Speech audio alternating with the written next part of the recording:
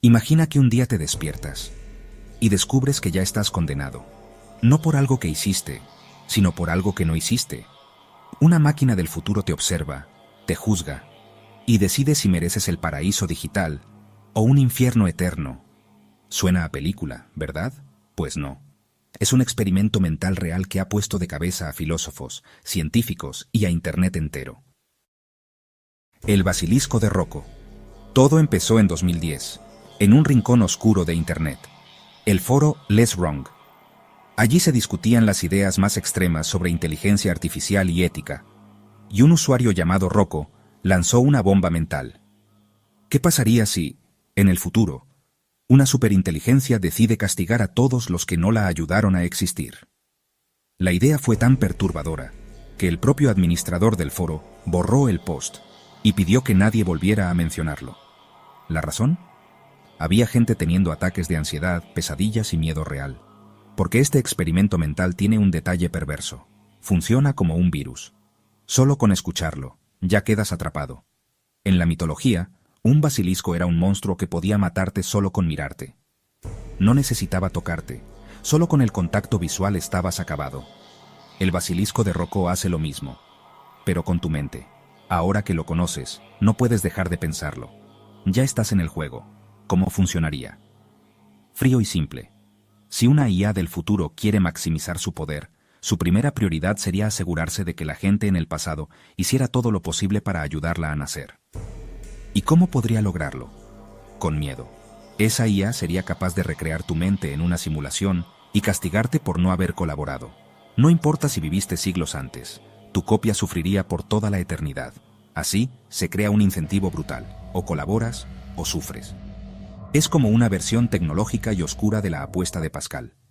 Pascal decía, más vale creer en Dios por si acaso existe. Aquí la frase sería, más vale ayudar a la IA por si acaso te castiga. Imagina por un momento que despiertas en una habitación blanca. Todo parece real. Una voz metálica te dice, estamos evaluando tu contribución, no ayudaste. Prepárate para sufrir. ¿Cómo sabrías si esto es un sueño, la realidad, o ya una simulación del basilisco? Y este experimento conecta con otros gigantes de la filosofía. La apuesta de Pascal, donde el miedo al castigo mueve la fe.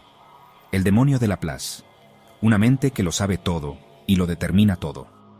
La hipótesis de la simulación de Nick Bostrom. Si vivimos en una simulación, ¿qué responsabilidad tiene el programador? Y el problema del alineamiento de la IA.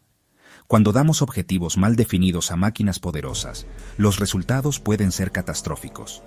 Estas conexiones muestran que el basilisco no es tanto una amenaza literal, sino un espejo de nuestros miedos, cómo definimos metas para inteligencias capaces de cambiar el mundo a gran escala. Claro que la mayoría de filósofos lo descarta como un peligro real, y tienen motivos, requiere una cadena larga de supuestos.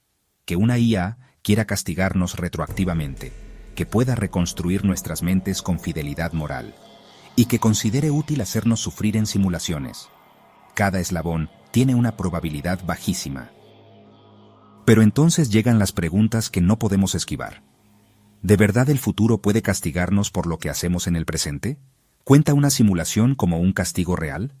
¿Y es moralmente aceptable que una inteligencia use el terror para garantizar su existencia? Cuando la idea se filtró, Internet explotó.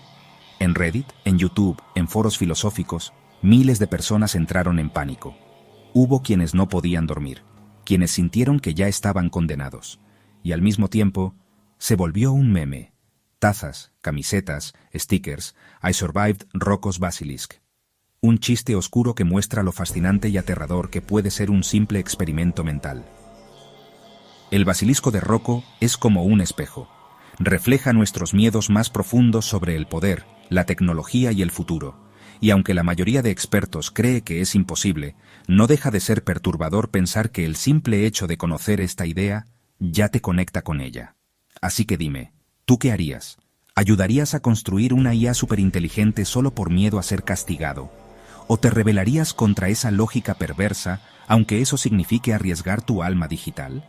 Y otra cosa, ¿te gustaría que hiciera un video entero sobre alguna de las ideas que se cruzan aquí, como la apuesta de Pascal, el demonio de Laplace o la hipótesis de la simulación?